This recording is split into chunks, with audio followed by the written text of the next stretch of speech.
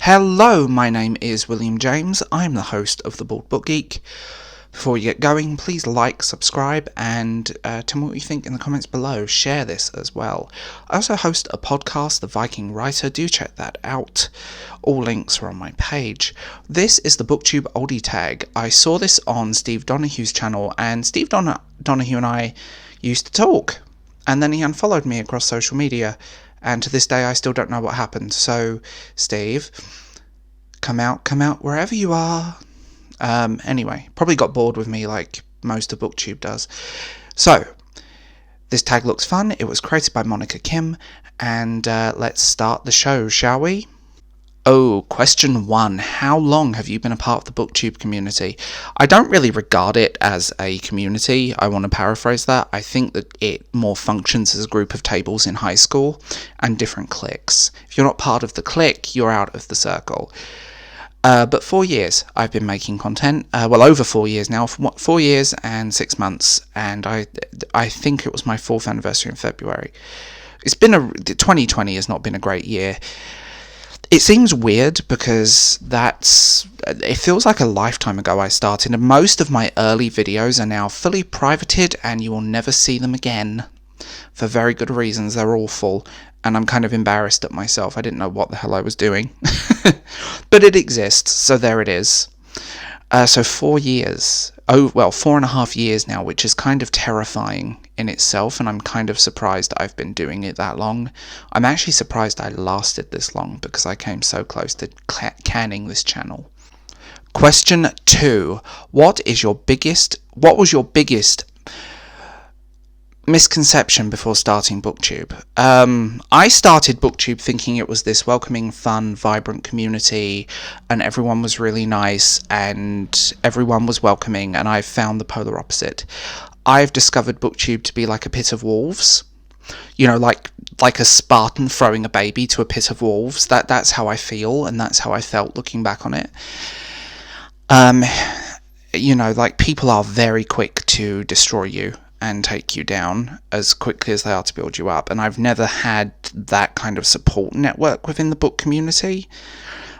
People get bored with you very quickly and then just kind of vanish out of your comments and out of your stuff. So, yeah, I've never really had that. And there's a lot of people that will just support you and help you so you can do something for them. She who will not be named. She cancelled herself, though. But yeah, I thought it would be this nice, welcoming, open discussion about literature and topics, and instead I found a raving pit of wolves in their 20s and 30s that feel oppressed reading books for teenagers. Question 3. How do you think BookTube has changed since you first started? I think it's more open, that it's slightly more diverse in terms of gender and so on, but really, again, if you're not the basic booktuber stereotype, you're not going to get very far. I think it's changed in some ways for the better, but actually I think it's become more insular, and I also don't think it really represents real world readers. Like, Book Twitter and BookTube don't represent what's selling in the charts. They don't represent the general public anymore. And I think there is a massive disconnection there with the whole thing. I don't think it's a healthy thing, and I think some people over-politicize things and will intentionally look for clout. I also think there's a subset of people that will literally step over their own mothers for views and subscribers. We know who that was. So, yeah, I think it's changed, but I don't think it's changed for the better. I think it's becoming more and more divided and more divisive and more like a snake pit every day. I think I do have friends within the community, which is good, but I do think it's become... I don't think it's a healthy place for a lot of people, and I do think a lot of people just need to take a step back. Question 4. What is your favourite BookTube memory? There are several, but my favourite is the Derby Book Festival. I loved doing the Derby Book Festival. I loved... this year couldn't be done because COVID, But the Derby Book Festival was one of my favourite things. I loved every minute of that, and doing this gave me access and gave me the ability to make some fun videos and some vlogs and get to meet people and see some things that maybe people didn't get to see. That's probably my favourite memories. I've done the Derby Book Festival 3 times, and I hope to do it again if it restarts or when it restarts next year. That's my favourite memory. That's genuinely my favourite BookTube memory. You meet great people, you get to know people, and I think Derby Book Festival is definitely one of those things where I've really enjoyed it. Very few people watch those videos, which I think is kind of sad, and it's such a shame they didn't.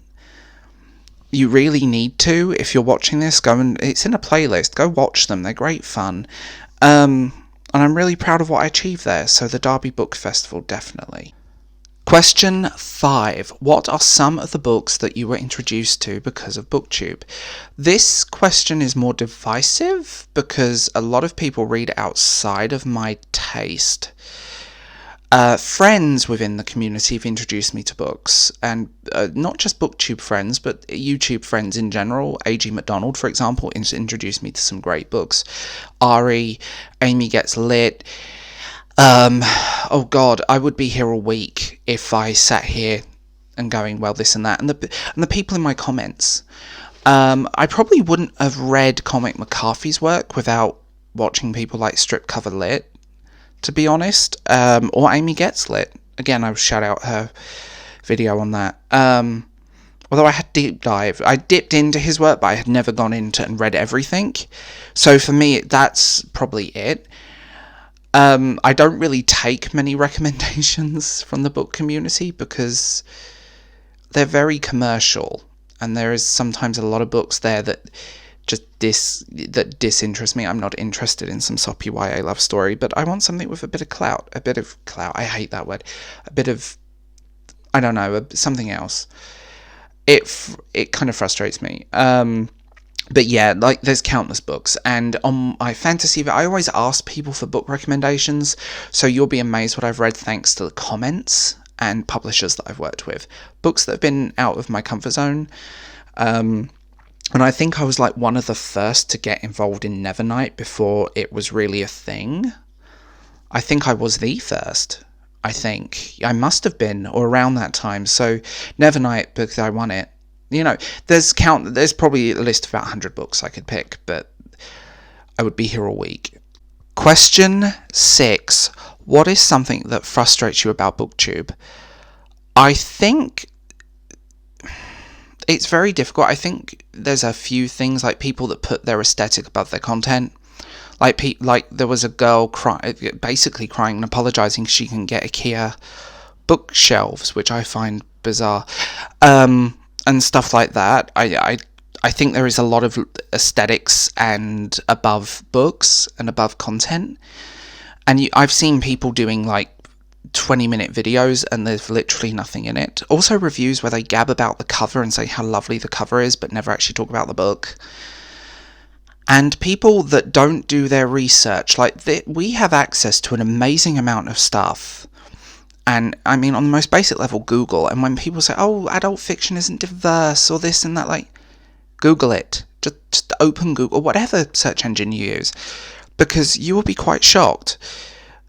Also, I think a lot of people don't realise that they're just being used by publishers and companies most of the time. Like, the publishers and people there don't care about you. They just want you to promote their book. They don't care if you read it. They just want you to hold it back in a hall and say, this book. You're just free, unpaid advertising at the end of the day. And that really frustrates me when people go, my special relationship with this publisher. No, it's because you're advertising their books. You have to be a realist.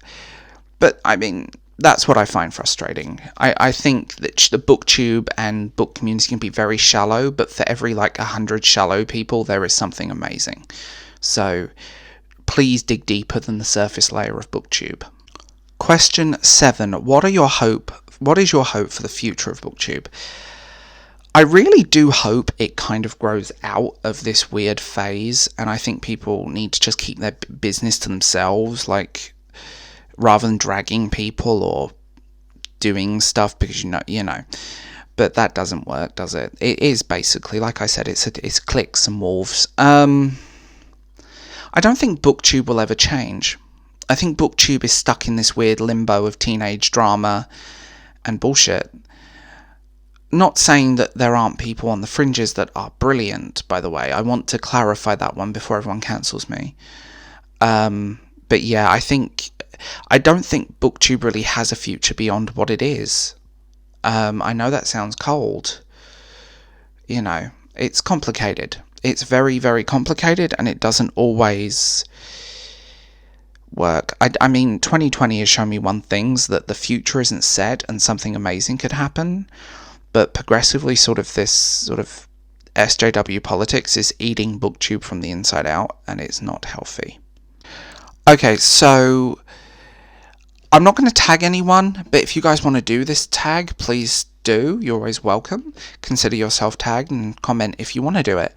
Like I said, I host the Viking Riser podcast and I do videos on here, and I hope you guys enjoy it. So as always, bye guys.